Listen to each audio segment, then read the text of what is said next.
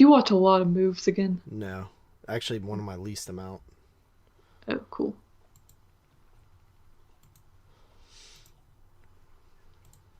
Alright, let's see here.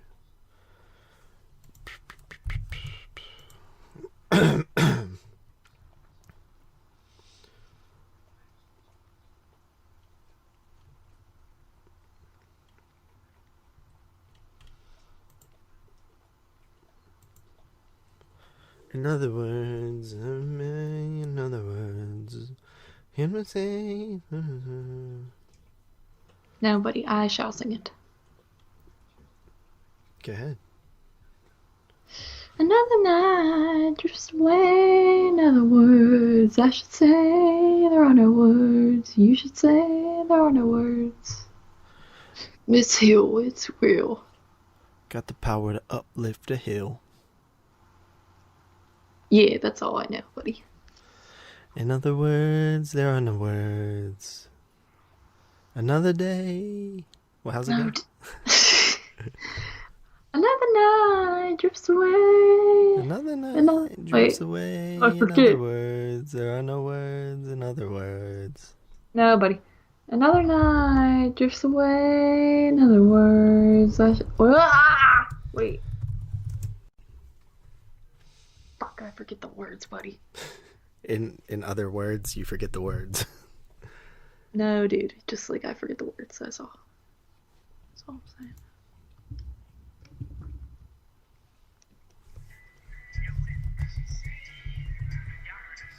You should say there are no words. Another night drifts away. In other words, I should say there are no words. You should say there are no words. Alright, buddy, that's the words. Alright, you ready? What episode? 17. Welcome back to His and Hers Movie Podcast. This is episode number 17, featuring a review of the 2019/2020 Jesse Eisenberg, Imogen Poots sci-fi thriller-esque mystery film Vivarium. I am JP, one half of your hosting duo, and joining me tonight, as always, is Carly. We're both podcasting out of southwestern Pennsylvania once again. One day we're going to say podcasting out of Knoxville, Tennessee. Wait, I don't think that's a real place. Nashville, Tennessee. No, I think Knoxville, Tennessee actually is a real place. Oh, is it? Okay. Knoxville, I know Knoxville is a real place. Maybe it's not in Tennessee, but I think you might be right. Yeah, so it is May 3rd, 2020, Saturday. Yes. Set. Yes, it is Sat. And, you know, we're just kicking back. It's midnight, having a nice chill talk on some movies that we watched, some things going on. What's been going on this week, buddy? Not too much. Today I kind of, chilled. I actually took a walk today because it was nice out. It was like 70 degrees and sunny, so I just kind of walked around the neighborhood, listened to a pod, and that was nice. Not a very long, it was like a half an hour walk, but then I came back and I watched two movies and kind of just hung around. And yeah, I've just been kind of watching movies. Yesterday I went to Walmart for the first time in a long time to finally get some groceries. So that was a success in my book because I put that off for so long. But other than that, just been kind of watching movies. Earlier today, I also did another show. I guess technically yesterday since it's midnight now, but I recorded for Cinema Beef. Gary Hill, his show there. So that was fun. Did that with Derek and Gary, and that was a good time. And yeah, basically just kind of chilled. Had a chill weekend. How about you? Oh boy, I had a week. It was interesting week, you know. It was kind of basic at first, and then I had a little bit of an issue with some controversy in with a couple of people online and stuff like that. I won't get into it, but I feel like it resolved itself decently. But that was a huge headache, and I was like very annoyed at that whole thing. Yeah, you get yourself into beefs quite a bit by accident. Really? Like, I don't know. Yeah, it seems like you're the unintentional beef king where like something stupid happens and it becomes a big fight, but then it usually gets resolved and there's like no and that's like the end of it. So Hmm. Um, I guess I you had don't I guess you don't I don't agree. agree, but I mentioned that somebody had died that I known, and then I think after we recorded, somebody else died, right? Was that I thought they both. Yeah, no, I think you're correct. Yeah, I don't Yeah. think we talked about the second person, but No, we did not. yeah, somebody that I went to elementary school with, for probably a year of my life, that kid was my best friend. Um, he was somebody who I knew of, but I never had the same class as him. He was always in the other elementary grade. Like we were in the same grade, but I don't know if your school was like this, but we had two separate teachers for each. They would split all the kids in like fifth grade into two classes. My school in fifth grade was like you had your homeroom and there would be like a Well, I'm, class I'm for just saying elementary school in general. Was yours like that? no. I didn't mean Wait, specifically fifth grade. wait, say that again. You split All into the two. kids were in two different classrooms. I Like mean, all the instead of having kids. 40 kids in one classroom, there was like 20 with two different teachers. You only had two teachers? We had like four or five in Really? my Yeah, dude. That's a common. Every school's like that, but that's not like you must have had a really small school if that's all you had. I mean, it was. I don't know. You've seen it. I mean, not the school. I mean your class size. Well, I know that initially, in when I was in kindergarten, there were way too many kids, and they opened up another school. I went to Cox Donahue, and they opened up Central, and I ended up getting shipped to Central since it was closer to where I lived. So, I see. The thing with like my school was like when I got to middle school, there was like six different elementary schools that all went to the middle school. So like I met six times as many kids in seventh grade that I knew in sixth grade. You know what I mean? Hmm. Was yours like that? Um, you're saying when you got to middle school it was like that? Yeah. Are you listening to me? Yeah, dude. Why are you getting so mad? I'm kind of annoyed Why? because you don't agree you're the beef king. Shut up. You made me feel dumb and less than, kind of. Shut up. Not gonna Listen. lie. No, like, No, okay. yeah, when no, my school wasn't. Well, Okay, no, listen. no, no, no, Listen, no, listen. no. Let me tell you about my school now. It's about me a little bit. No, at my school, elementary school and middle school it was like Bell Vernon and then Ross Straver, and then when you got to high school is when everybody combined. Okay, so when So I was in elementary school, in kindergarten, I went to Cox Donahue. There was way too many kids. There wasn't enough desks. We had to share desks. that's So actually, no, that's not true. Sorry about that. That it was really big, but we didn't. There wasn't even desks in kindergarten. It was like a mat on the floor and like tables. But when I went to first grade, now remember they split. There was too many people in that elementary school, so it split to Central. So half the kids went to Central that were going to Cox Donahue. Central had been closed down, and they opened it back up. So we went to Central, and in first grade, I was in one classroom. It was one first grade class. It was Miss Snyder, and there was so many kids that we had to share desks and stuff. And then they decided to bring in a second first grade teacher, Mrs. Nusatelli, and we, split up, and it was much smaller classes then. You know what I mean? And then second grade, there was two second grade teachers. there was Miss Kovacic and somebody else. And then third grade, there was Miss Chernock and Miss somebody else. And then fourth grade, there was Miss Trempus and Miss Henshaw. And funny enough, Miss Henshaw had a picture of my mother in her desk, which was crazy because I didn't think anybody liked my mom.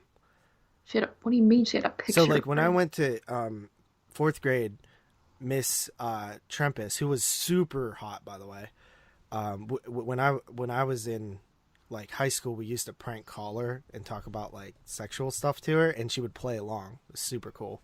And her husband would even get on the phone. And he's like, I don't know if I could let you do that to my wife, man. I mean, it's tempting, but you know, they totally thought it was funny, which I thought was cool.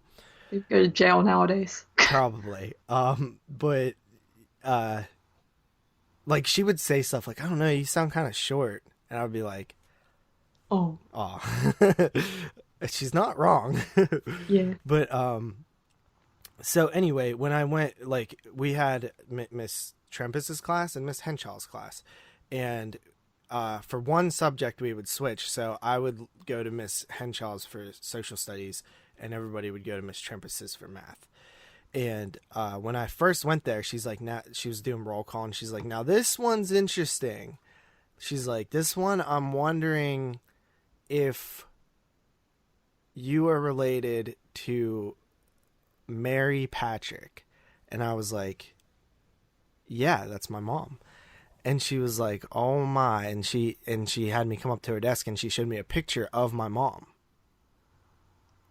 from when And she taught her, which in my head, it was like way crazier. But when I thought about it, it probably was like, what, like not even that many years ago. You know what I mean? Because my yeah, mom's had me so young. But like in my head, I figured it was like long time ago, but it probably wasn't that long ago. So yeah, and I just thought that was crazy. That was just weird. I never expected that to happen. Anyway, so you know, so we had when I got to fifth and sixth grade, I and then when we went to seventh grade, which is where middle school started for us, so there was like Central, Cardell,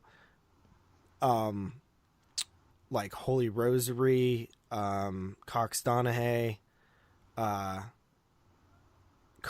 think I said Cardell. There was like 6 or 7 different elementary schools that all combined into seventh grade. dang, that's a Yeah, lot. so what it was great. It was like utter chaos when I went to seventh grade. There was literally, I met so many new people, like Yeah. so many. You know what I mean? Oh, Not to mention, our middle school was combined with the high school, and it was going through renovations, so it was intermingled like completely. Like middle school classes were next to 12th grade classes, and vice versa and stuff. So it was pretty crazy because I'm pretty much met 7 other elementary schools, and met you know an entire 4 years of high school kids too, like all in the same year. yeah. But it was nuts. It was crazy, but it was fun. I enjoyed meeting all those new people. But anyway, in sixth grade, there was a kid named Cody who I became really good friends with. He was not in any of my classes before that. Like he had the opposite teacher of me in elementary school. So whenever I remember like none of my friends were really in my class in sixth grade. So I was like, damn. So I gravitated towards this kid, and we both like, the same type of like rap music and stuff like that. And we like raps and things. And we actually, what's crazy? This is a true story. Martin will tell you this story. So when I was in sixth grade, me, Martin, and Cody Tomachko were in the bathroom smoking cigs. And we had, there was no ceiling tiles because a couple weeks before that, we were climbing up into the ceiling, and you could like climb over these bricks and like into the ceiling and get into the girls' bathroom. But I wasn't there when we would just like look over there and like kind of like tempt it, like, oh, we should try to do it. And then somebody actually went to do it, and got caught, and it was like a huge thing, but I was like not there in school that day. But anyway, so they took all the ceiling tiles out to like, I guess, prohibit that happening. So we're sitting in there smoking and stuff, and there was either somebody looking out or something, but somebody said that somebody was coming. I like panicked and I didn't know what to do with the cigarette, so I flicked it up into the ceiling. And Uh-huh. I was like, we were so scared because we're like, dude, like I didn't think of it, but like it could have burnt down the damn whole school. You know what I mean? Yeah. Like it was dumb of me at the time. I was just like, there's a toilet, you know. And as soon as we walk out of there, my other friend who became one of my friends, like a good friend of mine, Jared, he went into the bathroom. Did you ever have teachers take the whole group of students to the bathroom? I don't remember that. I don't think so. Yeah, well, the teacher would take the whole class, single file line down to the bathroom and let everybody go like once a day or something. Jeez. And he was like first in line, and he went in there, and I was like in my locker like oh crap, we're gonna get caught because it's gonna smell like smoke in there. And he come running out and he's like, smells like Newports in there. I know that because my mom smokes those or something. And I was like, and then all of a sudden there's people getting in.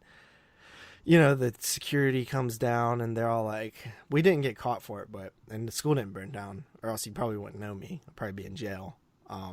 But that was, So sixth grade, yeah, it was sixth grade. and you're smoking cigarettes already, dude.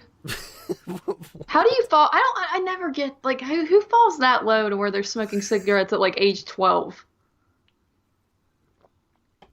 Would you I care to smoked explain? cigarettes before that.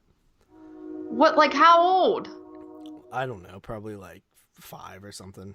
Dude, I tried cigarettes at like 5 or something, you 6 tried maybe. cigarettes at who's dude, Maybe like bro. 6 or something. I don't know, dude. But I didn't even smoke. I just thought it was like cool because Martin and Cody were smoking, and they didn't even smoke either. You know what I mean? They just thought it was cool too.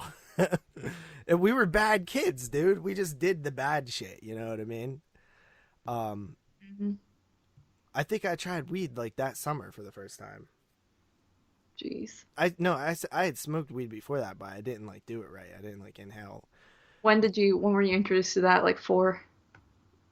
Actually, you know what's crazy? Probably about like 7.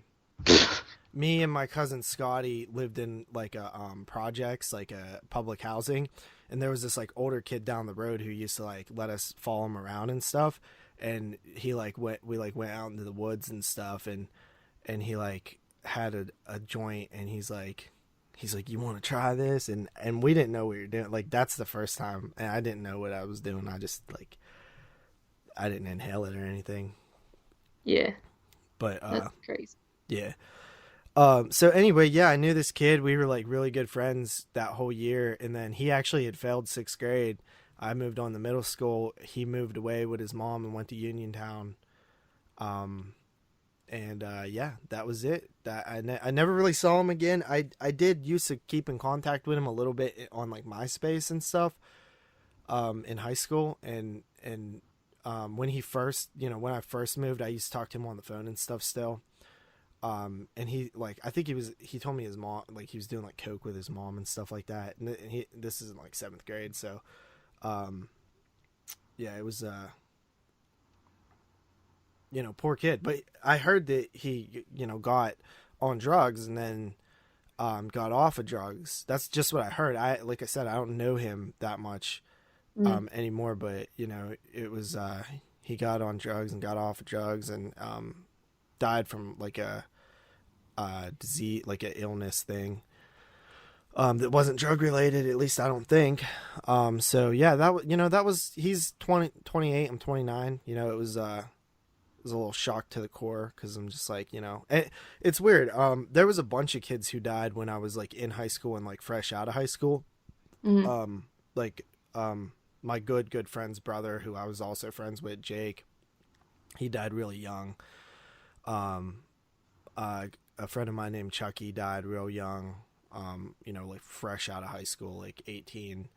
One of probably my closest friends at the time, Justin, he fell asleep driving home from work, and he died. And that one probably hit me the most. But then there was this like pretty long gap of where like people like I don't know, like there were people who died that I was cool with, but like not as cool with.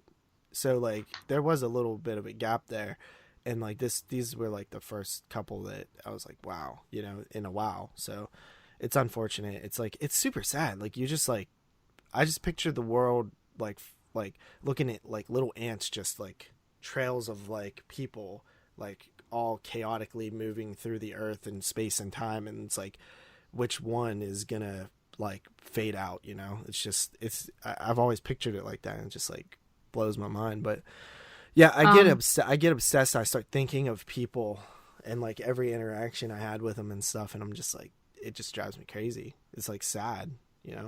Well, I'll look at my elementary school yearbook and think and like look at all the little kids back then and think like, okay, which one of these guys are dead? Which one's like on drugs? Which one's pregnant already? Like Mm-hmm. I always would do that. Like even in high school, I would do it kind of just at one point everyone was a little kid and then they grow up and bad things can happen to them and it's kind of sad when you look at that. But I I can't really I relate to always anything. I actually used to have an idea for a short film where um it was like you know a bunch of kids like walking into their first day of like kindergarten.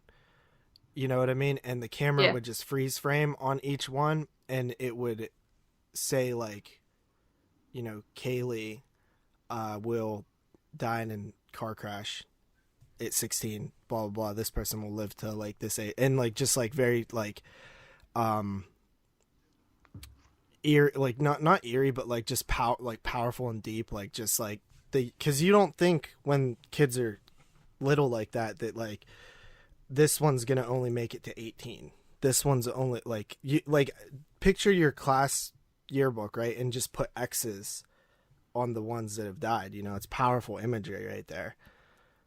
Yeah, I can't really relate that much though, because no one I know has died yet. Like nobody. Well, Not even that's like not in true. my You told me that somebody died in your school, like while you were in school. Yeah, when I was in ninth grade, this girl in eighth grade got brain cancer and passed away. That was like super sad. But I mean, like in my grade, Mm. and I wasn't like that close. Like, I mean, I can't, like, I talked to her. We talked on the bus, and like, I was in Girl Scouts with her, and what else? There was something else we did to get. Oh, we did like the middle school plays together, and it was sad because she like she was completely healthy her whole life and then got cancer in seventh grade and by eighth grade she had died, so it was like that like hit everybody really hard at my school. But besides that, I mean, I had that's like it. I had three people die while I was in school. Really. Um, yeah. It was well, four people, but one of them died like they were out of school. They were a couple years older than me, but I was still in school. Um, there might even be more, honestly. I know for three that I think of right off the bat, but like two of them were car wrecks. Mm. And then there was this other girl who I knew who it's very sad, but when we were in high school, she was like a grade or two under me, but her and her friend and two dudes were driving one night. Like one dude just got his license, and they were like, they used to call him Sweet Lou. He was like kind of nerdy, but we like kind of made fun of him a little bit in that way, like where we like gave him a cooler name than he was. Mm. But he was a nice kid. We didn't like hate him or anything. We just his name was ironic. And he had just got his license, and he was with these younger girls because I think he was 16. They were like a couple, like 15 or 14 or something, and it was like snowing or something, and they wrecked, and they all got really hurt. Like the one girl that I know, she like I think she like broke her neck, and the other girl is like just completely like just was in a coma forever and pretty much is not the same person. You know, like they never went back to school. Um, I don't think they can walk. Their brain activity is like a child, just horrible. You know. Yeah. Um, But yeah, that was pretty trippy. I couldn't believe when that happened. I was like, dang, you know. yeah, I will say like when that girl with the cancer died, like I was like walking and it was, like I said, I was in high school. She was still in eighth grade, but I heard some just random kid say like that she died in the hallway and like I started like crying and I was so upset the whole rest of the day and like I went home and like cried the entire day and I didn't even know her that well. It was just the fact that like I didn't think I guess up until that point, I was like, I didn't think like young people died or something. Like, I know they do, but like people I know in my head, it was like, oh, cancer, you can just get chemo and then you'll be fine probably up until your adulthood. But she like just Hmm. died, and it was like, that was like the worst thing that ever happened in like to us as young people. Dude, So, I mean, I've had a lot of tragedy with the people that I went to school with. Like, there was this kid named Jordan who actually, like, I didn't have a lot of people over that much growing up, but like, him and this dude named Franklin came to my house because we were having a party like up the road, and they got off the bus at my house and stuff, and we listened to music and stuff before we went up there. But I hadn't talked to him in a real long time, but he got shot and killed over like a over some stupid crap. Like somebody tried robbing him, and he wouldn't like do it, and they just shot him in the back of a car, and he just died before they could revive him and stuff. And that was super sad. mm, And then I had a lot of couple overdoses.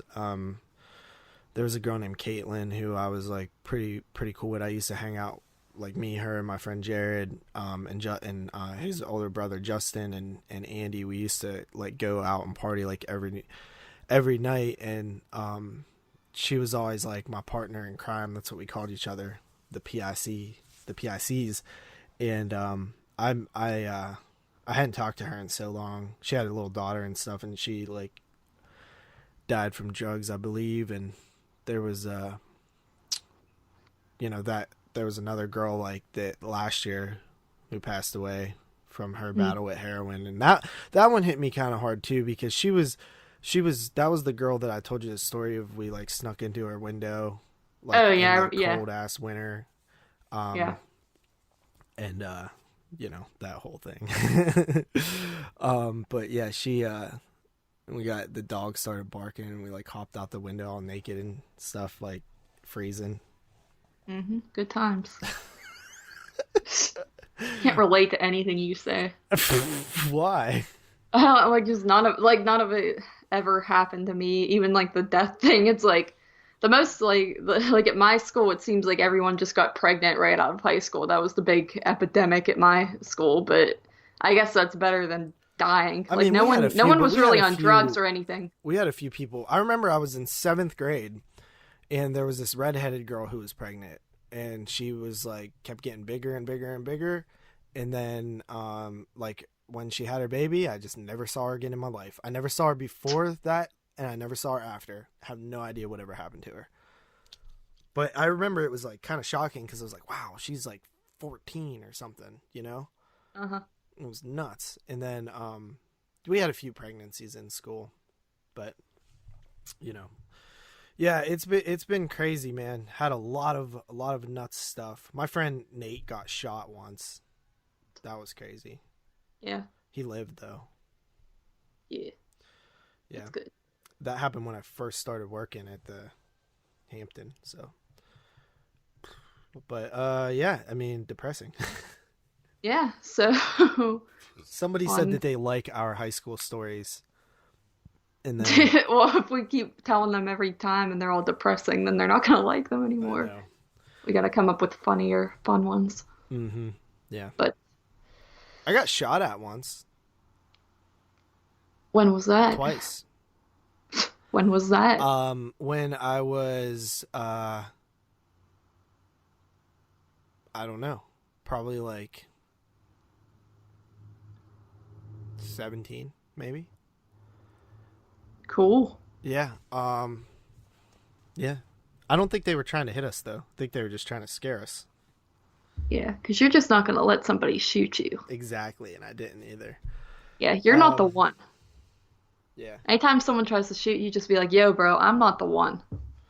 Yeah, they just we were at a shooting range, so it made sense that they were shooting. Ooh, But yeah, we were like underage drinking, and somebody rolled down there, and we saw their lights in their car, and we just started dipping, and we just started hearing all these gunshots.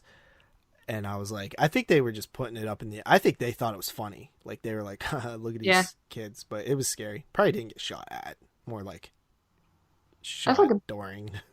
I have a big fear of being shot. Like I feel like that would just be such a painful, horrible thing. Yeah, It's such a weird concept. Like a cop is allowed to just shoot somebody if they're I don't know. I just think misbehaving. I don't think they're allowed if they're Well, not misbehave. misbehaving. I mean, that's not what I mean. I mean, isn't that crazy? Like when worse comes to worse, you could just take out a gun and freaking shoot Hmm. somebody and like cause Yeah, them dude, injury. I had this one dude who I was skating when I was younger, and there was this like nice gap from this church parking lot onto a patio. There was like a grass gap separating it, and probably like a 5 foot, maybe 6 foot gap. Mm. And I was trying to hit it over and over again, and the dude came out of the house, this crazy old like war vet, and was just like put the gun right into my face and just was like cussing at me and saying like you no good bastards and stuff. And I'm just like and me being young at the time, I was like what the fuck, just like talking shit. But yeah, I told people, I was like, yo, that dude down there pulled a gun on me, and they're like, oh yeah, he does that all the time, he like don't go on his property. And I was like, I didn't even know, man, I didn't even know that was his property. But yeah, he called me like the N word and stuff, and I was like, what, dude, what the fuck are you Like talking why? about? Yeah. Morons. No, people are crazy and stupid. But anyway, besides that, this week um we did the American Psycho show, just me and Moods. It was just a solo or a duo show with just us two, and that was pretty cool. It was a little duet. We had a fun time, answered some questions, did some news, talked some movies. It's funny because like we didn't know, like we didn't have a guest, but if we had a guest, it could have been potentially Hall of Fame or Pain worthy. Mm. So that's interesting. And then Skyped with the boys last night for a little bit. I Skyped with the boys last night for a little bit. When I was there, you were gone. No, no, actually, that's not true. Yeah, yeah. By the time I left, you were already gone. I said goodbye Well, I'm just and saying. got off there, and then So who no one really can say. Skyped with the boys if you were gone when I was still Skyping with the boys? Listen, bro, what are you trying to? Is that like a if a tree falls in the forest and no one's around to hear type of deal that you just tried No, to do? I'm just saying like I said I was Skyping with the boys, and you're like, no, actually I Skyped with the boys, and I'm just saying you weren't even there the whole time. Bro, I literally Skyped with the boys from like 10 p.m. to 3:30 a.m. and then you roll on there. It's like 3 a.m. and you're like, "Hey, is Skype still going down? Hit me with that invite." And then you're on there for like 10 minutes and you're bad. That's not how I remember the story going. I'm just saying, dude, those are like my friends, so I don't even think they like you. whatever, dude. Yeah, they do. They beg me. They're like, "Carly, you getting on?" And I'm like, "Oh, I don't know, guys. I'm a little busy." And they're like, "Oh, but Carly." Shut up. This week I have to watch 6 I Spit on Your Grave films. 6. Now you might be thinking, 6? I know there's the remakes. That's 3 of them. The original, that's 4 of them. And then they just came out with that sequel to the original called Deja Vu, and that's 5 of them. Where's the 6th one? Well, actually, we're even covering Savage Vengeance, which is like AKA like I Dance on Your Grave or something. And it's a unofficial sequel starring Camille Keaton under a different name, playing the same character, I believe. And she like, I don't, it's weird that she was even in it, but I think it's a shot on video film, which is just nuts. So we're doing all 6 of those. It's going to be, I don't know if I'm going to be alive next week after all that rape revenge. So, like, is the sequels to the remake, are those pretty much just more remakes? Are they just like other I girls think getting one of raped? them. I think the second one actually has continuity. I don't Oh, know if okay. or the third one has continuity. I don't know, but I heard that all three of them are, pretty solid. They're like not bad. Yeah, the remake's really good. I've seen that one, but I just never saw the sequels to it. Like, I like I've the remake almost as much, pretty much on par with the original, in my opinion, at I've least. only seen the first one, so Mm, this should be quite the journey. But I really love the first one. yeah, So anyway, that's kind of my week. That's what I'm doing this week. Yeah. So that's that. pretty cool, pretty cool. So, without further ado, would you like to get into some moves? Yeah, sure. I will go first. Did I talk about Chopping Mall already?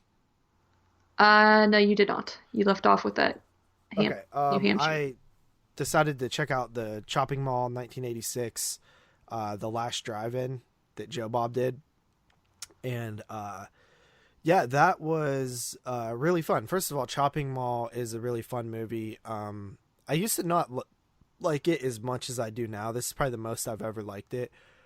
But it follows a couple teenagers who work at a mall, and they decide to stay over in like the furniture department and like drink and have sex and stuff like that.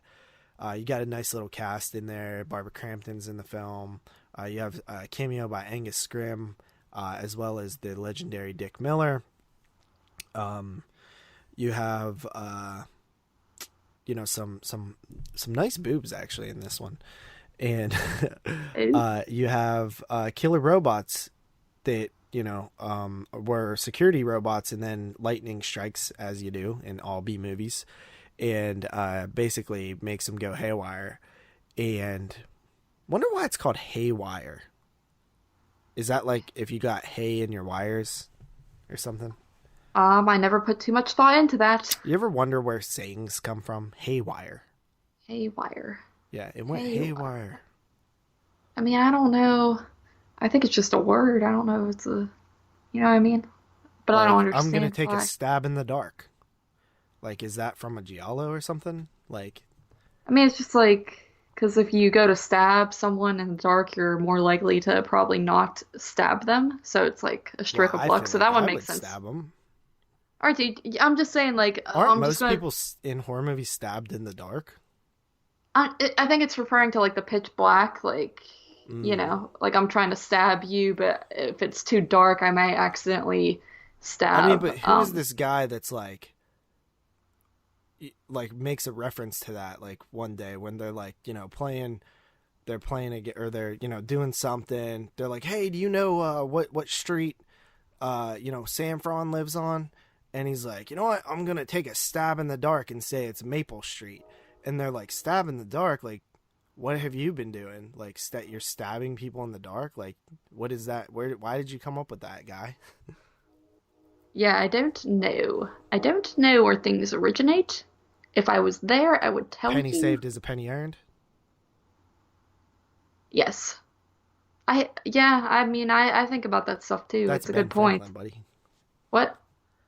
That's Ben Franklin. On the penny? Yeah, penny saved is a penny earned.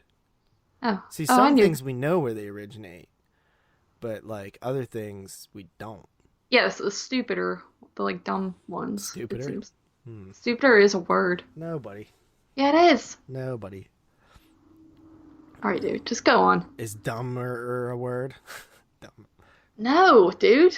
Dumber would just be like stupider, dumber. Those would be like synonyms. All You right. don't need to add it. Why would you add an extra after dumber, you dumbass? Dumb and dumberer, dude. Yeah, that's a joke. That's a play on the fact that those guys were dumb, so they had to make the title like dumb. Yeah. So what the heck? What was I gonna say? Chopping Mall. Chopping Mall is really fun. It was fun to hear Joe Bob talk about the movie. He talked a lot about Jim Wynorski, the director who did a bunch of stuff like the Bear Wench Project and all these, The Hills Have Thighs and all that stuff, which apparently Darcy was supposed to be in The Hills Have Thighs, actually. But she did not end up doing it because I believe that they told her she had to provide her own flight, and she's like, yeah, I'm not doing that. But Yeah. she, at the time, she didn't know it was for Jim Wynorski, or else she might have done her own flight.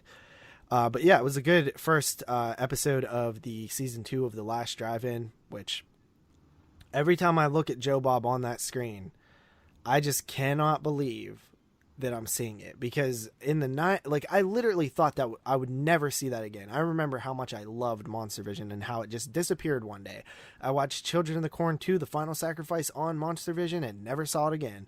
And then when the internet came out, and like, or, you know, internet was out at the time, but when I got YouTube and stuff, I found all these clips and I was like, wow. And I even found some full episodes of Monster Vision. I downloaded them and watched them and stuff, and I just never thought it would ever happen again. Like, the closest thing I ever thought to seeing Joe Bob again was on the Sleeper special features. He does a drive-in totals because he's in the film, and they're like, hey, can we go down to the basement and like shoot this drive-in totals thing?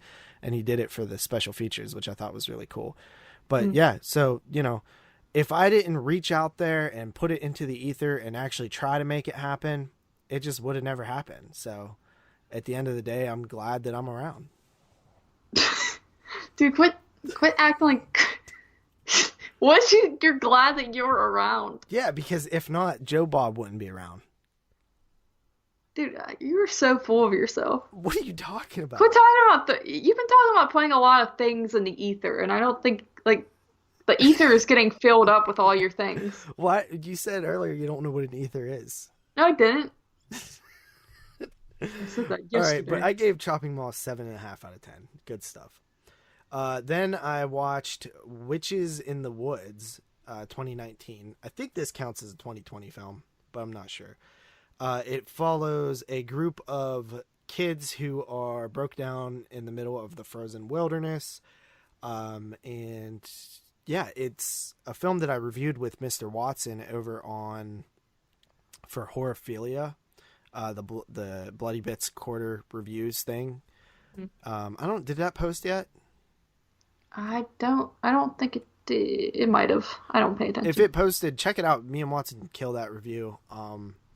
It was very, very awesome to work with Watson solo, just me and him. I really enjoyed that. And we even spent like a couple hours talking afterwards, just BSing like homies. So I appreciate it. Watson's the man. And yeah, that film, you know, check out that review, but neither of us cared for it too much. We both had the same like likes and dislikes pretty much. I think I gave it a 5.5 out of 10. I think he gave it like a 4. So then I watched Children of the Night, 1991. That was my 8th 1991 film, if you're keeping track. Which, by the way, I didn't own any of these films. Like, you know, how I say, like, oh, I'm trying to watch through my collection. I'm really failing at that lately. But I will tell you this. I own all of the I Spit on Your Grave films except for Savage Vengeance, so I will be watching all those, so those count. Children of the Night, 1991. It was a Fangoria film, I believe, and it follows, which we talked about in the porno episode that we did here. It was directed by Tony Randall of Hellraiser 2 fame, as well as Ticks. He's did some other stuff too. It follows a couple of girls who go into this like dilapidated like church thing and resurrect a vampire basically, and then they have to basically like stop this vampire community thing. You know, just watching it over a week ago, or, you know, just about a week ago already forget a lot about it. But it was decent. I think that the comedy was just not needed. I think if they played this straight, it would have, because there's really good effects in it too. But I feel like if they would have just played it straight, it would have been a much stronger film for me. It was still pretty solid though. I did like it. It was a 6.5 out of 10. Then I checked out R.A. the Rugged Man's new album, and man, that shit was fire. Every song on that album is great. That's not a watch, dude. One of my favorites is Angelic Boy. There's a really good song on there at the end too. Just great features. I mean, there's some Wu-Tang members in there. Mortal Technique has a song with him. It's a really good. It's called All My Heroes Are Dead. Check it out. My favorite album of the year. So that's not a watch. Oh, was we not? No. Oh, not my favorite album. I know my favorite movie. Call back to moods. Yeah. Then I checked out the 182nd film, my 9th of 1991, Alligator 2: The Mutation, which honestly was one of the films I was most excited to revisit because when I was a kid, I watched Alligator 1 and 2 so much. And then throughout time, I've only really seen the first Alligator. I remember watching it in the movie or the drive-in like 2 years ago for the April Ghouls thing. Mm. And it was super awesome. Like one of my better film experiences. And so I was really looking forward to Alligator 2. Unfortunately, it doesn't really hold up that well, and like I thought it was much better. It basically follows these, it's a Jaws ripoff. Like there's this area of town's good for like tourism and stuff, and there's something killing people, and the mayor doesn't want to shut down the fair or something that's about to happen. It feels just really dumb because it's like a fair or something that I forget what it is. But and the alligator they've been dumping toxic waste in like the sewers, so like the alligator is like growing, but honestly, like it doesn't look as big as you would think for being a mutated alligator. Like even the poster looks way cooler than the movie. I think the first alligator even seemed a little bit bigger, but there is a little, like the best part of the movie is like the final 20 minutes where there's some actual alligator action. But I still kind of have a soft spot for it. I love giant killer animal movies, especially reptiles. They're just mad cool. Like alligators are monsters in themselves.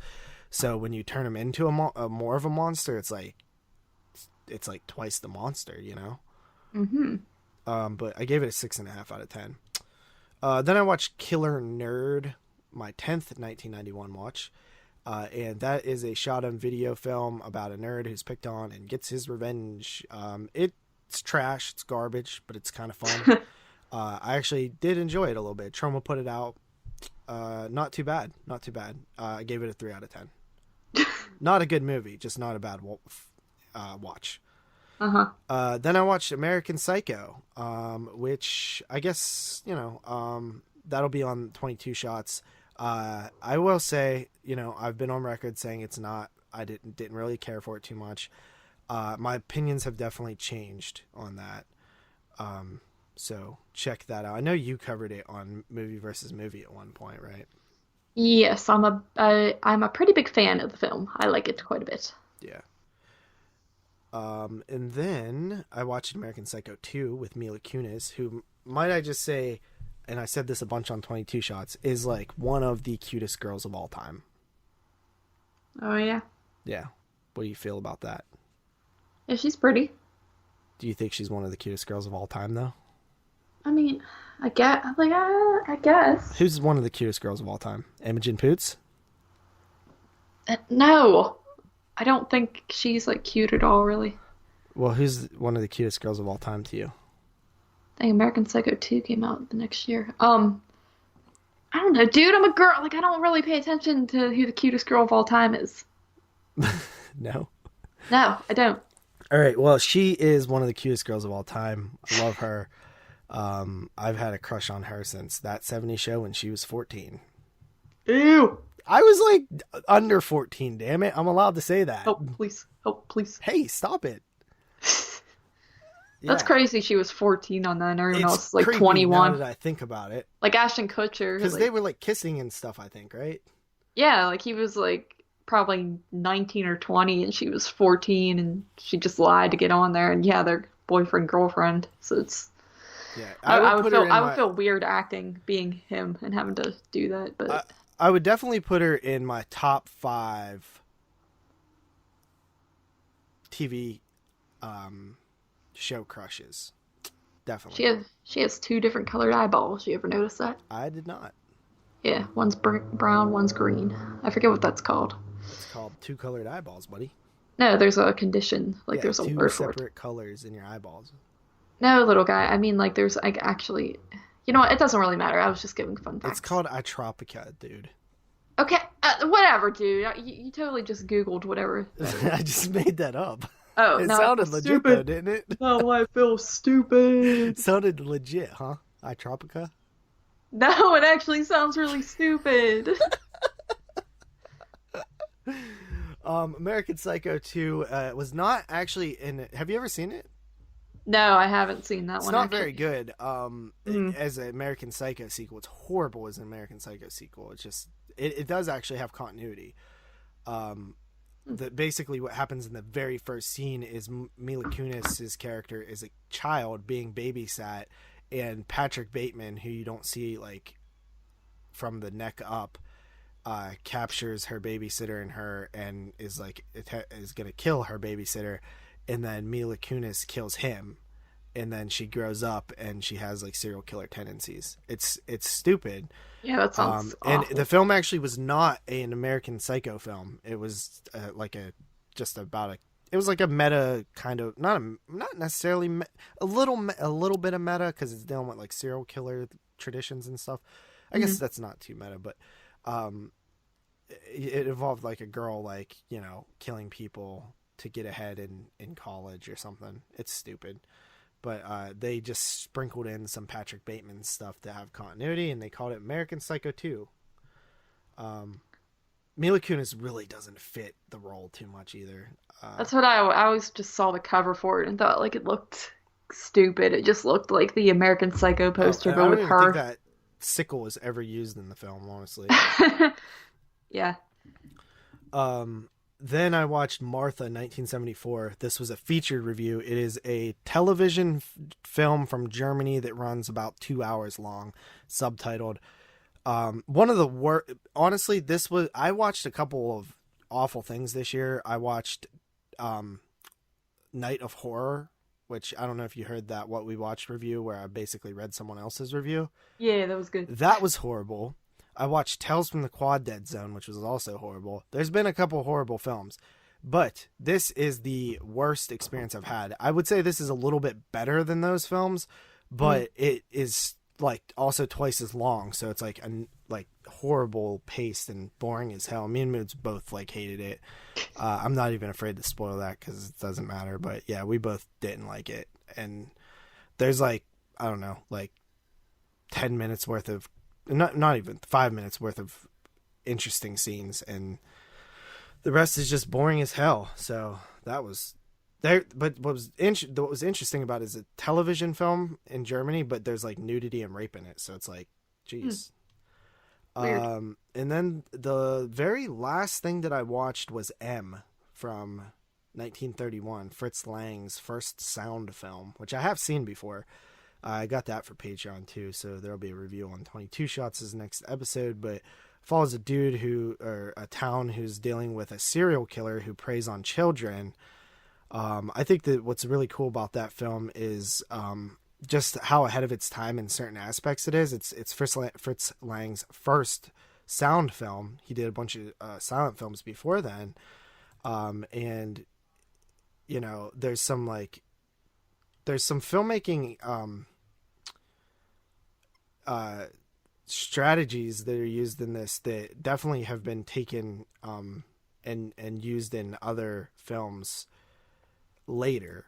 Definitely lots of influence with this one, but I gave it a 9 out of 10. It's a very good movie, very very good.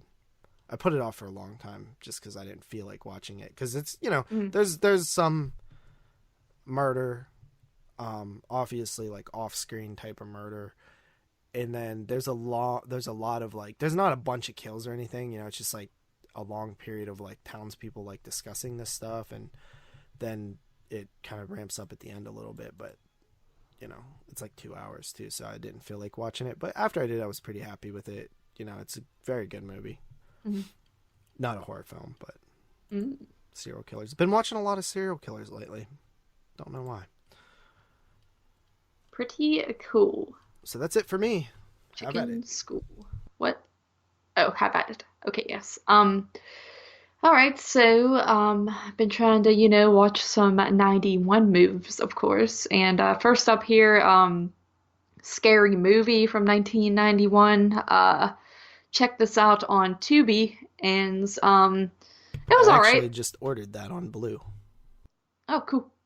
Yeah, this one's all right. It's basically about this dude. It's kind of like this dorky, paranoid kid. He's kind of like having these nightmares at the beginning about this like lunatic, and he goes to this sort of Halloween party, haunted house thing with a group of friends, and the whole time he's like paranoid that an actual lunatic has escaped from a mental place and is like at the haunted house and he's gonna like kill everybody. So the bit like it feels like not a lot really is happening in this movie. It's pretty much just you keep seeing this, dorky kid and him like overreacting to things and being paranoid and that's kind of like the gist of it. But I liked it because it had a good Halloween feel and Halloween setting behind it. So like I said, it had like this haunted house. So it was pretty cool looking, honestly. And the main dude just had this good look to him. He was like really dorky and would get these wide eyes and stuff. And so I liked it for that aspect. But as a movie, I don't think it's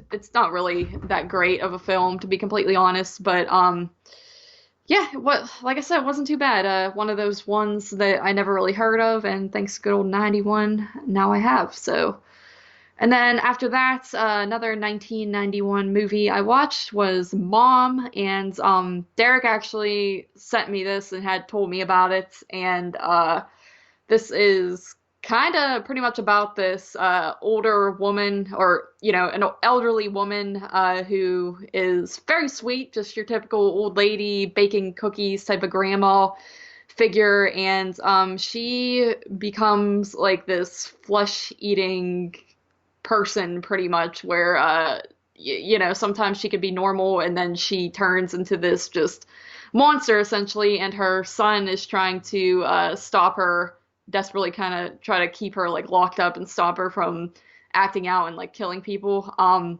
This one was really good. I enjoyed it quite a bit. And I'm glad, Derek kind of recommended it to me and sent it to me because it was a good watch. It sounded like it was going to be silly and kind of ridiculous, and there are some elements that are, but it's actually kind of dark and tragic in a way what's going on here, because it's kind of sad, dealing with like an old woman and she's a mom and she was normal, but then something happens and she's acting like this. So I liked it, and it had like decent scary effects on her face too that were creepy and effective. So that was a good one from 91. I recommend it. And then after that, I watched a 2004 movie, and that was Ginger Snaps 2. First time watch. Ginger Snaps, that's actually a movie I've only seen one time before. And, this one does follow along with that. So I think it's one of those things where you're kind of beneficial to watch them almost back to back. But I still remembered, Ginger Snaps enough to follow this one. And this film basically follows Bridget, of course, Ginger's sister, and she winds up in this mental hospital, and she is struggling because she's trying not to, conform and become a monster like her sister did, and she's sort of haunted by Ginger. She has these like hallucinations of her and stuff like that. And she keeps injecting herself with like this poison and like cutting herself, and that kind of fights off, I guess, the werewolfy stuff. So that's kind of just in the movie. It's like her trying to fight it off and figure out what to do. I dug this film. I thought it was pretty good. I will say I like the first half probably better than the second half, and I definitely like the first movie better than this one, but it was a cool little follow-up. Like I said, good continuity, and it's, of course, following the same actress who played Bridget in the first one, so I like when they... Yeah, Catherine Isabel's in that one too, right? Yeah, she's like... Yeah. Not in it a lot, but she's in it. Yeah, because she's like dead, but she's like, kind of... she's taunting Bridget. That's what I like about the Ginger Snaps films is they're all three in all three. I still haven't seen part 3. Well, but the third one is like a prequel, but it's like Back to the Future style, where like it's following different characters. okay. Like back in the like olden days, and they're playing like ancestors of theirs or something. So you're saying it's a period piece? Yes. Oh, I don't want to see it. But I like this movie. I thought it was cool. It made me want to revisit Ginger Snaps since it's been quite the grip since I watched that. It's my favorite werewolf film. Really? Mm-hmm. I would say mine is now Silver Bullet. Really? It's Yeah, interesting. enjoy Yeah, that my quite a bit. favorite is definitely Ginger Snaps. Honestly, I would probably throw the Silver Bullet second, probably. I think Um, I was just gonna say, like, I think for me it would be Silver Bullet. Then honestly, I really like American Werewolf in London, and then maybe Ginger Snaps, even though I only saw it once, but I thought it was really solid. I'll go Ginger Snaps, Silver Bullet, An American Werewolf in London, or Dog Soldiers, An American Werewolf in London, and then Night of the Lone Wolf, aka Late Phases. I haven't seen Dog Soldiers or Late Phases, Well, but you should, right? I mean, I think that that was probably. I'm just guessing here, but I assume that's 2002. it is, yes. So yeah, I do. Yeah, I'll be checking that out. I have it But on Blue. oh, I think it's actually on Tubi as well. But um, if you would like to help me out with some moves, I would appreciate it. You But know you what? know, don't sleep on Tubi, everybody. Don't sleep on I Tubi. actually have it on DVD as well. I might gift Oh, you that. yes, you should. I like receiving gifts. Um, but after that, another 2004 movie I actually watched, and that was the Dawn of the Dead remake. This is another one I had only seen one time before. I actually got it in horror pack whenever I used to get that. I used to get the 4 Blu-ray pack, and this was one of the movies, so I did own it. And I'm not super. Zombie movies are like my least favorite subgenre. Well, I don't know if I would say least favorite, but they're kind of like down there with just not the thing that excites me the most. So, when I first saw this, I was like, it's okay. I didn't really care for it. This time around, I actually enjoyed it quite a bit. I feel like I paid more attention to it and appreciated it a little bit more. I think When it's I pretty first seen solid. that movie, it knocked my socks off, dude. I thought it Did was it so amazing. did it blow your butthole out? Yes, it blew my shitter out. Yeah. But yeah, it was so good. And then when I watched it going forward, I didn't think it was as good. Yeah, for me, like I said, the original Dawn of the Dead I think is a good movie, but that's not really not one of my favorites either, to be completely honest. I would take Day or Night over that. But so I don't really compare this one to the original, so none of that really matters to me. But I dig it. I think it's a solid remake still. It's not one that I watched over and over again like some people do, because I've heard like multiple people say it just gets kind of weaker every time they see it. But I thought it was pretty good. Then after that, I watched Death Wish 1974. That was the first time watch, and I watched that for Celluloid Dissections, which we just recorded the other day. So, won't give too much on that, but I will say I enjoyed it. I enjoyed it quite a bit. It's a good movie, classic stuff. My mom actually really enjoys the Death Wish movies, and she bought me this a while ago, and I decided to watch it just for Celluloid Dissections and have a reason to finally check it out. So, um, then after that, moving back to 2004, I watched The Grudge. Revisited The Grudge. I used to watch that one quite a bit. Trash. Excuse me, what? Trash. Why? Why? I don't know. It was like horrible. Lin Shaye's the best part of it. No, buddy, 2004. Why would Mm, I rewatch The Grudge 2020? Why would I re we just why would I I don't know. ever Why would you rewatch rewatch that? The Grudge 24? What? 2004. Yeah, Why? because it's a Listen, 2004. I haven't seen Ju-on it. sucks.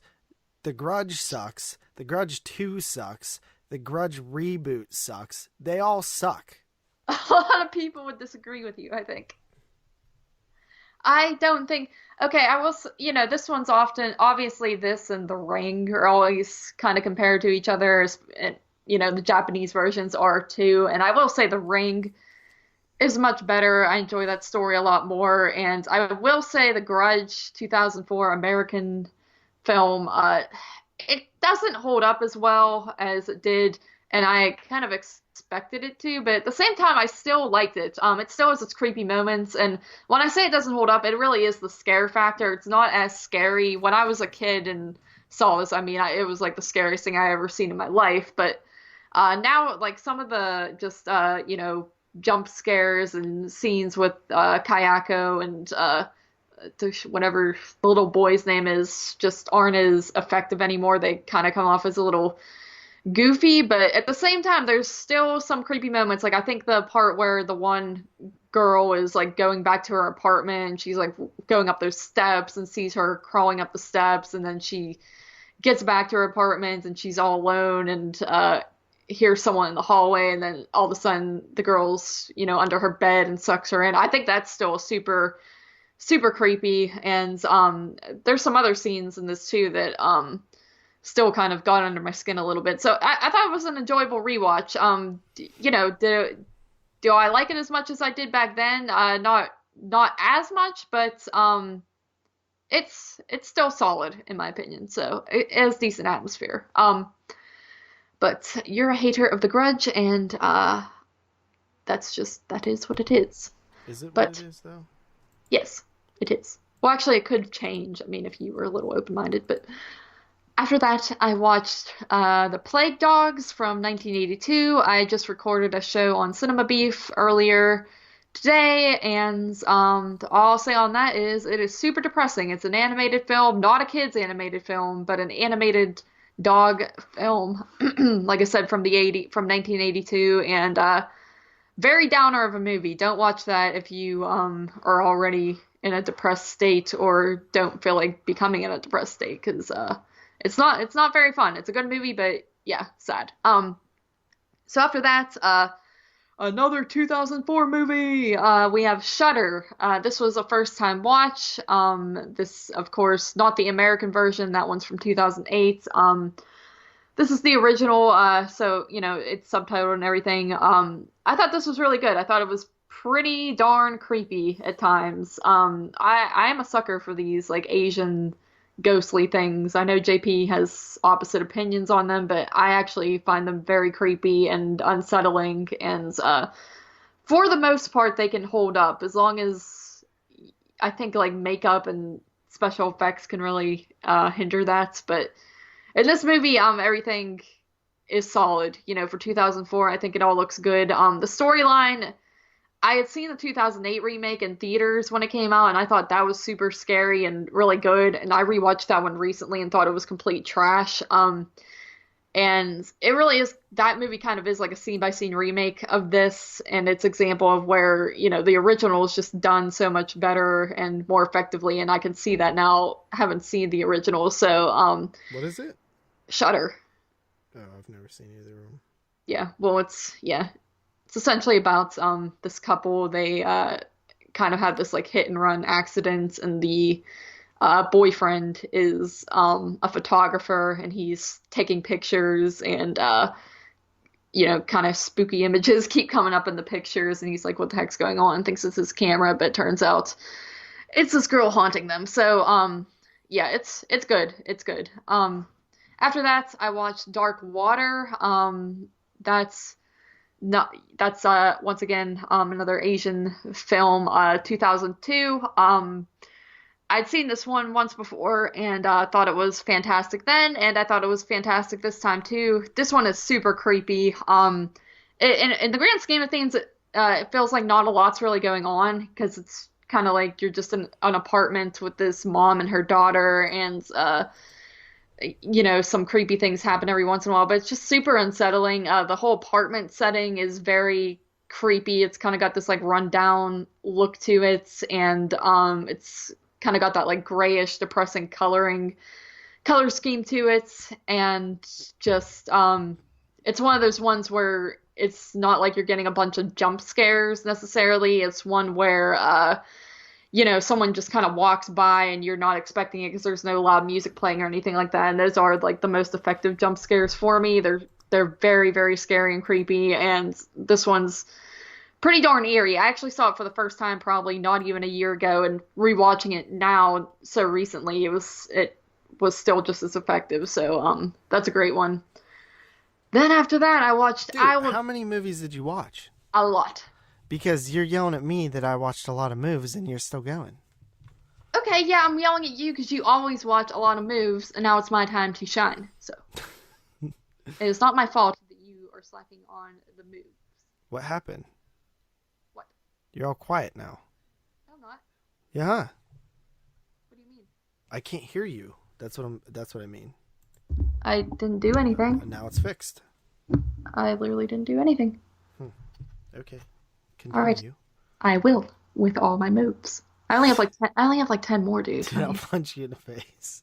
See, it's I'm annoying, isn't it? starving. Aren't you like sick of? I'm Don't you get sick of like starving. listening to me talk? Like it gets old. That's No, how I feel when I'm you talk. hungry. Okay, dude. Well, you should have like ate a Wait, when dick do or something. I What? Remember when we weren't gonna swear on this show? We're just not dropping the hard F except for one time an episode. Okay. What were you gonna say? Remember when you what? I don't remember. Okay, Isle of Dogs was the next watch I did, and that was again for Cinema Beef. So, you can get my full opinions on that there. Kind of a weird movie, stop So motion Wes animation. Anderson. Yes, everyone keeps saying that. I don't know who that guy is, but yes, it's like an all-star. Freaking Liev Schreiber's does a voice in Oh this movie. God. I know, right? But and Bryan Cranston's kind of like the main voice of the main dog, and he's got a lot of funny lines. This one is like a comedy, so that was a step up from, well, not step up, but it was a nice contrast What with was it? Plague Is this a Dogs. theme of like dog movies? It was like dog disease. He had like a special name for it, but like disease movies, because that's kind of like a central theme in both of them. They have to do with like canines being like I kind of potentially want to see the diseased. Plague Dogs because it sounds interesting. It's sad, buddy. I don't know if you want to see that. Buddy, I live in the darkness, okay? You like dogs a lot, I so like sad a lot too. that like I don't watch this. Just Dude, get, you no, know watch that a I scary. like depressing stuff. I know, but do you really want to watch an animated plague dog movie when you have a bunch of like podcast prep you got to do? No, Do you not really right want to now. do I'm that? just saying in the future. Okay, dude. Well, it's on Tubi. Don't sleep on Tubi. Um, Listen, I let everybody know about Tubi, okay? I know, and I'm letting you know not to sleep on it. All right, continue with your 18 moves. All right, I only have like 12 more, dude. Chill. Okay, so Isle Dogs though, it's got some good funny moments. Then after that, just today I watched The Unborn. This is another 1991 move, my eighth 1991 move. Um, and this is pregnancy horror basically. It's about a lady and her husband. They can't really get pregnant. She's had some miscarriages and such, and she just kind of thinks it's a lost cause. So they go to do the whole in vitro type of method. They find this special doctor who can make it happen for her, and he like injects her with something, and she winds up pregnant. It works, and she's super happy, and things just start to go awry. And that's kind of like how a lot of pregnancy horror movies go. I dig the concept of pregnancy horror because to me the idea of being pregnant is horrifying. As a woman, I just don't want to go through it. It just I know it's a natural thing, but the concept has always kind of like made me uncomfortable and weirded me out. And then to think like you could be pregnant with like a monster, or like you don't know what's growing in your belly because you like go to some weird sketchy doctor and he just puts a baby in you or does some weird stuff to your sperm or something and gets it in you, and it's like it's not really your made kid. It just kind of freaks me out. And this movie was it was okay. It was actually enjoyable. There's like these sort of ridiculous effects at the end that really kind of bumped it up for me, that are just comical, but it reminds me of something you would see more in the early 80s or something as far as like effects. And there's some decent moments in it. There's also some like stupidness going on in it at times, but I thought it was all right. I gave this one like a solid 7 out of 10. I thought it was decent. I would recommend that one too as a 91 watch. And then lastly, I watched May, 2002 movie. I really didn't have to like rewatch this or anything, but I love Did May. you know that you watched May in May? Wow, I did not plan that. I Buddy, you did know what tomorrow is? May the 4th. Yeah. Do you know what that means? Yeah, it's Star Wars May Day. the 4th be with you. So funny. That's so cool. Star Wars Day. What a funny thing. I might watch Star Wars tomorrow instead of all the stuff I gotta do. Oh God. That's not what I'm gonna do tomorrow, but yeah, May, what can I say? This is, I've mentioned before, this is like, I think it's like a masterpiece of a film. I love it. Every time I watch it, it has the same effect on me. I think Angela Bettis does a fantastic performance, super awkward throughout the movie to the point where you actually have to look away from the screen because you can't handle how awkward it is at times. Yeah, this one is great. And I'm not like I give this one a 10 out of 10. I think it's fantastic. So that is all my moves, buddy. Yeah? That was all my moves. Okay. So with that said, let's jump into 2019 getting its wide release in 2020 here. Vivarium, which is a film directed by Lorcan Finnegan. Mm-hmm. And they have done nothing of note that I can see. They wrote and directed it. A film in 2016 called Without Name, which was a horror drama mystery. Don't remember it at all. So Nope. must not have been too popular. Yeah, this is a film that Vivarium here, starring Jesse Eisenberg, who's been in tons of stuff. I know that you've seen him before, right? Yeah, he was kind of. I used to get him mixed up with what's his name, Michael Sarah. Dude, me too. I'm not even joking. I think everyone thought they were the same person because like everyone I've ever talked to felt that way. Dude, I totally have too. Like, I swear to God, like They they played have the like same. similar mannerisms or something. They played in the same type of like movies, like those teen, like angsty, like awkward films. It seemed like too at that time. Yeah, this film is interesting because oh my God, what the. I hate technology sometimes. This film is interesting because it is sort of like a drama, or it's labeled as horror mystery sci-fi, which I would go with that, but I don't think it's horror first. It's a Irish, United States, Belgium, and Denmark co-production, which is kind of interesting. Mm. It is Jesse Eisenberg, of course, is in it as well as Imogen Poots. Jesse Eisenberg, Zombieland is probably the most horror thing that he's known for. But he's also, I guess, one of his big films was The Social Network, which is, you know, how do you feel about The Social Network? I did not see it. Oh, really? Yeah. Have Yeah. you? Yeah, of course. It was like one of the Oh, biggest movies of the year. all right Oh, then. yeah, he's also in Cursed, which is, a Wes Craven directed film. It was one of his early films with Christina Ricci. Mm. Imogen Poots, on the other hand, has been in quite the amount of films herself, horror films. She's a pretty popular actress. I think a lot of people, dig her. But she's been in Fright Night, the remake. She's been in Black Xmas, the remake. 28, Trash. Black trash. yes, 28 Weeks Later, as well as The Green Room. And then she was in a bunch of, she was actually in The Art of Self-Defense too. I forgot about that, which was Jesse Eisenberg's last movie. So yeah, she's awesome in Green Room. That's probably my favorite film that she's in. But yeah, I'm a pretty big fan of hers. I really like her as a actress. I think she's really cute too, which I know you disagree with me about that. I do. I just don't really see it. I mean, she looks better in this than freaking Black Trashmas, but She's I just don't know. mad cute. I don't know. She just has something about her. Cuteness. All right, well, nah, I'm not to judge Imogene Pooter, but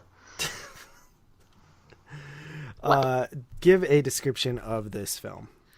All right, a young couple looking for a perfect home find themselves trapped in a mysterious labyrinth-like neighborhood of identical houses.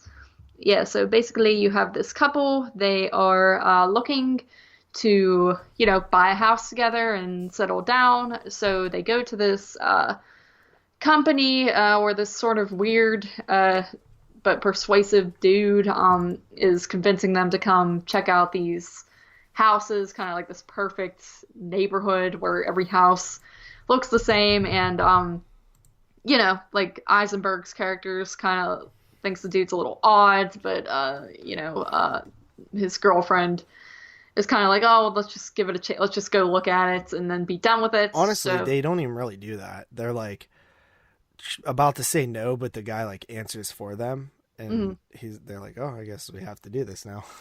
Yeah, they're kind They're of trying like, not to be rude.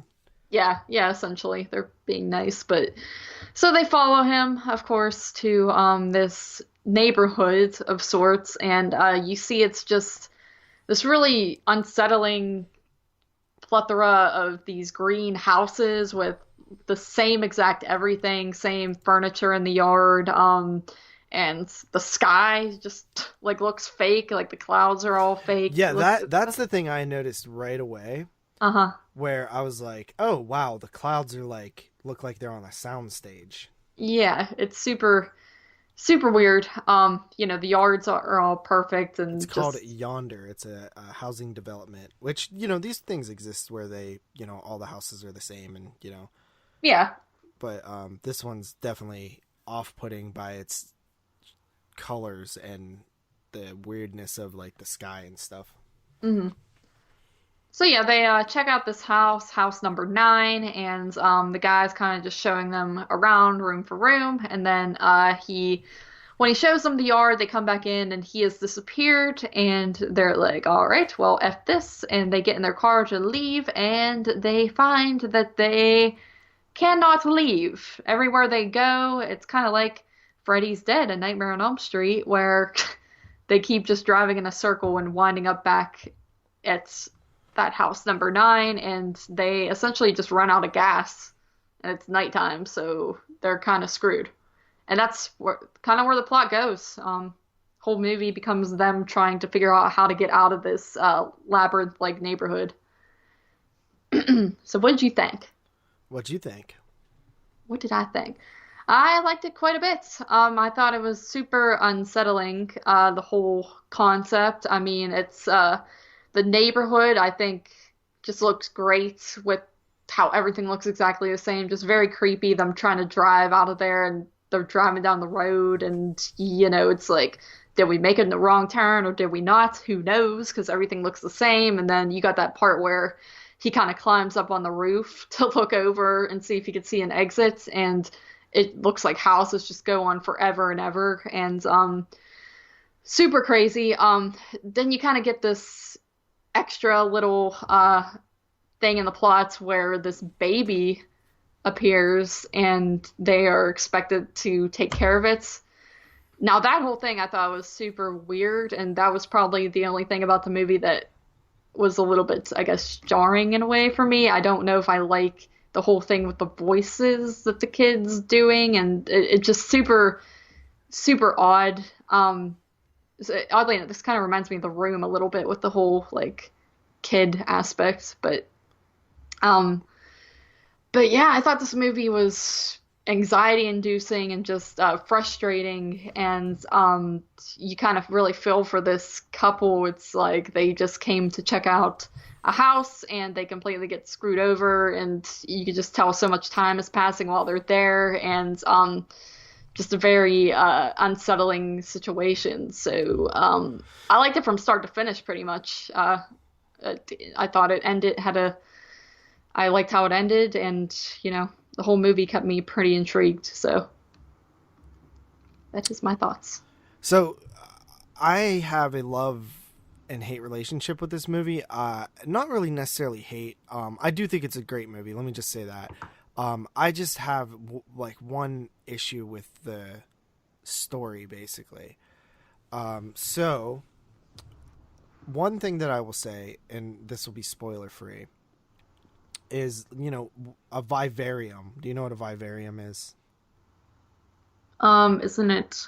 Isn't it like another word for just labyrinth type of deal, or No. where So everything a looks like a maze? vivarium is like a enclosure Oh, yeah. Okay. that you keep, like, okay, like an ant farm is a vivarium, right? Where it's like it's made to mimic the ant's actual um, ecosystem and natural conditions, but it's manufactured to do that. So it's basically like a thing. It's a fake thing that you make to mimic the ecosystem of an animal for you to observe. So that's why. So the title of vivarium right away is like meaningful. I knew that right away because I forget. I watched this ant guy on YouTube who like collects ants, Mm. and so I knew that word right away. But yeah, so I was like, okay, what? And it made sense after I saw where the film was going. The very first scene in the film is actually an important part of the entire film. In terms of it pretty much tells you the film. So do you remember the beginning? I mean, I remember um, all I remember is that she is teaching the kids and the wind and the tree and like she's teaching the kids at school and then it lets out and then she meets her boyfriend at that tree and he's pretending to talk behind the tree. That's what I recall. Yeah, but what were they doing at that place? In the school, in Yeah. the she was like doing some wind dance. No, no, I'm saying, like, what was the scene? Okay, I'll just tell you. With the cuckoos. Do you remember that? No. You don't remember the cuckoos at the beginning of the film? No, what's a coot? What are you saying? The I do. bird. No, I don't. Okay. So, cuckoos are a what they consider a parasitic bird. And what they do is the cuckoo birds, you might know of cuckoo clocks, but cuckoo birds actually find nests of other birds that have eggs in them. And then they lay their own egg in that nest and leave and never return. And then basically use another species of bird as the surrogate mother for those birds. She actually explains this in the film, but um, the so the bird hatches and pushed all the other species out of the nest, and it's a much bigger bird, so it can just push all the other ones out of the nest. So like, and that's a real that happens. I know that I've seen those birds on like nature documentaries and stuff. I always remembered them because I thought it was effed up. Like, so the entire existence of cuckoos are to go lay their egg in another species of bird's nest, leave it there, run away. The mother then the other species of bird, the non cuckoo, sits on the egg, lets it hatch, and then that bird basically pushes out the other birds, and the mother raises this illegitimate bird as if it was her own because she can't tell the difference between her regular babies and the cuckoos, and then they grow up and continue. But that's an entire metaphor for this entire film, right? Yeah. Forcing two people to take care of something that isn't theirs. Yeah. Which I thought that was one of the cooler aspects of the movie. My biggest issue is I feel like I just don't know why. Like the point of why they're Yeah, doing this to these people. yeah. Yeah, I Especially when you factor in, okay, they want them to, because they're, and this isn't a spoiler. This happens early in the film. They say, raise the child and be released. mhm. So then, why, what are they doing? What is the purpose of that? You know what I mean? At first, I thought it was of the whole vivarium thing, just to study how, regular human American man and wife, young couple raise a kid and stuff. But then I'm like, okay, but they're not really raising the kid because they hate it. Yeah. So it's like, why would they need that to study? And then I was like, okay, well, maybe it's the surrogate thing where they need somebody else to raise it because they can't themselves. But then whenever I see like what the result of all that is, I'm like, well, that seems pointless too, because why? Um, I don't know. I just feel like there isn't enough in the story to satisfy me by the end. And I think things are okay being left unexplained, but I feel like there isn't a real answer to this. So I feel like it does weaken the film a little bit. That was the only issue I had with it. I liked everything else. It was very interesting. I was super into the movie the whole time. Even based on the plot, when I picked this film, I was just like, hey, like, check this out. This sounds really cool. And I just sort of had that issue. There's some cool, freaky moments in the film too, though. And like, even when they climb on the roof and see like just rows and rows and rows and rows and rows of houses forever Hmm. is creepy. Driving around, like the little montage they did where they're driving around trying to find it, and then all of a sudden it's dark, was really good. I didn't quite understand how he kept having cigarettes. Was he just saving the one pack he had and like sparingly using them, or Yeah, were I they think giving them in the packages? I thought he was saving it just because there's one scene where he's smoking it and it's literally down to the nub. And I thought he just kept probably cherishing It's called a each one. butt buddy. Haven't you? You should know this. Most people learn this in sixth grade. I mean, I did grow up around smoke airs, but I prefer the term nub. But yeah, he lets it get down to the butt, if you will, and I think that's the part where he throws it on the grass and like burns that hole in the grass. But that made me assume that he just was saving his cigarettes up.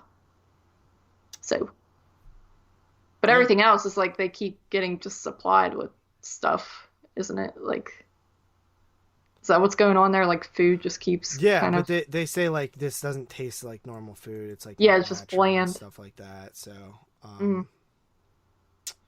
yeah, but so yeah, besides that, what did you think? Yeah, I do agree with you. It's like I like how the movie kind of wraps up, but it just feels like an endless cycle of nonsense, and there's really no motive or point to what's going on, so that is kind of annoying. But overall, I just really enjoyed it. The whole like that kid, like I've never wanted to stab. I hate kids, and I've never wanted to stab a kid so much in my life. Like the whole movie, I was hoping they were just gonna like kill him or something. But Yeah, I couldn't stay. Like, I hated that kid. Like, could not stand him. yeah, like I hate. Oh my god, I just can't take it. And it's just so it's that whole thing they did where he's talking and like their voices was super weird to me. Mm-hmm. Just it was extra annoying, but um. Yeah, I mean, I like this. I recommend this to people for sure. I could see a lot of people enjoying it. I thought it was pretty kind of unique in what it was doing. Like the whole set design was very just different, not something you see every day. I really enjoy that part towards the end where stuff kind of spirals out of control. And I think it's supposed to just show like an endless loop of stuff, like that part with the sidewalk and whatnot. I thought that was really cool and chaotic. So, and I think Jesse Eisenberg and Imogen Pooter were really good in this film. They had a good dynamic. So, Yeah, I did too. I thought that both of them did a really good job, and I think that there's some creepy stuff in here. I think mhm. that it's a film that maybe on rewatch I would get a little bit more into why, and that might help it. But like it was like a step away from being like one of the best films I saw in the year. I just don't get why, you know what I mean. So, and I don't want to say too much because it's like spoilers territory, but essentially you're just wondering why this is happening to them. What's the purpose? Mhm. And I feel like it's left a little unexplained. Or the explanation we're given, I kind of reject, and I think that it doesn't make sense, but I could be wrong. So yeah, what do you? So is that it for you? Yeah, that'll do it. I don't not really much more to say on it, All right, but so let's get into some letterboxed reviews here, and then we'll rate it. So Vivarium. So let's see. What the heck is going on here? What is? Oh my god! I seriously don't get this stuff sometimes. don't get mad. Um, hmm. What? Let's go into our ratings first. Go ahead. What do you got? Um, I dug it. It's to me, it is probably one of the better films I've seen this year, or I've seen a good amount of good stuff this year, but I gave this one an 8.5 out of 10. Yeah, 8.5. Yes. Okay. Can you talk more about it for a second? Okay. Because I'm clearly struggling trying to get this thing to work.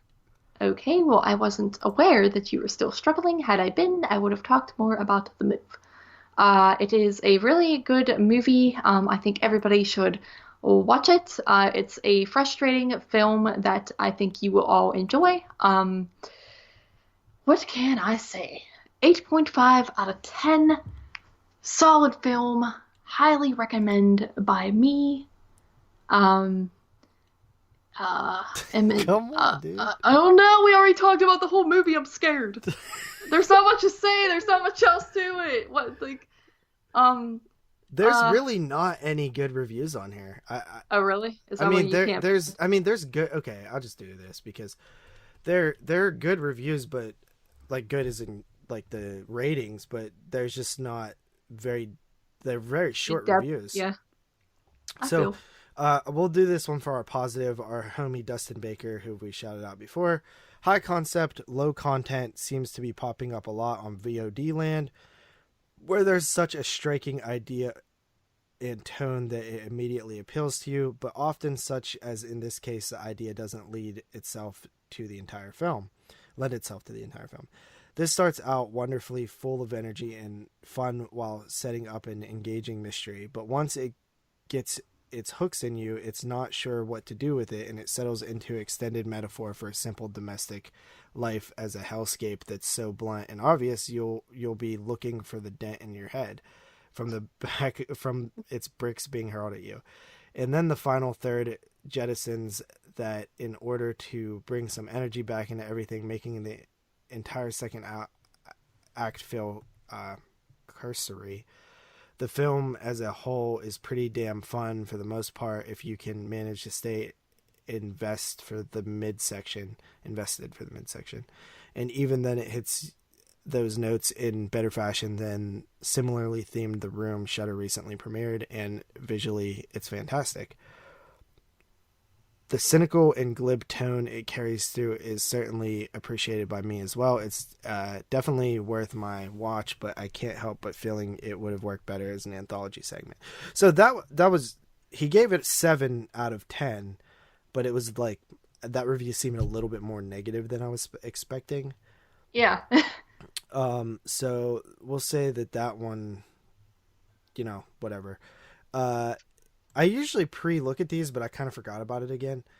I'll give it an 8 out of 10. I thought it was pretty solid. This person's review will be the negative one. 2.5 stars. Film student encountering several houses together in a row. No fuck. What? That's what he said. I will do a second bad one because that was a little bit ridiculous. Some Yeah. neat ideas in Imogen Poots carries the damn thing on her shoulders, but overall this was depressing and sluggish. That's That's okay. from Mitch, 2 stars. Yeah, They're not good reviews for this film, I'm telling you right now. I hate when people like say it's depressing and use that as like a negative Oh, because you it mean like doesn't. you? But no, that's not what I mean. I'm saying like depressing doesn't mean it's a bad move. It just means I would not really want to watch it again because it depressed me. But these people act like, oh, it's depressing, so they made a horrible film. Yeah. All right, well, that is our opinions on Vivarium. Really dug it. Kind of interested to hear what people think about that one. Next week, I don't know what to do. I mean, there's really not a whole lot coming out. I saw that there was a film on Amazon Prime, but I didn't know it was on Amazon Prime. I thought it was to rent. And normally, if it's like actually on Prime, I don't know if we usually do those on this because it's like streaming technically still. That would be more of a Netflix and chill thing. It's called Light from the Tower. Mm. The only reason I was like interested in it is because it has a 7.4 out of 10 on IMDb, which I usually never look at. But when I Mm. was like digging at the bottom of the barrel trying to find stuff to watch, I kept finding like 2.5 out of 10s and stuff. And I was like, no. And it has 1,000 ratings. So either this guy has 1,000 friends that are nice to him or it's actually decent. But it's called Light from the Tower. Or the other one is called Awoken. And that one's not out yet. It comes out on the 8th, but I think that one's available for rent. I don't know what to watch, man. There's some streaming stuff that was released, like Shudder just put out a new film and stuff, but that's more again Netflix and chill. So I don't know what to do.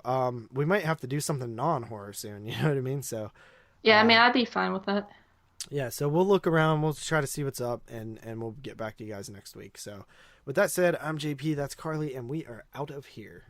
Peace.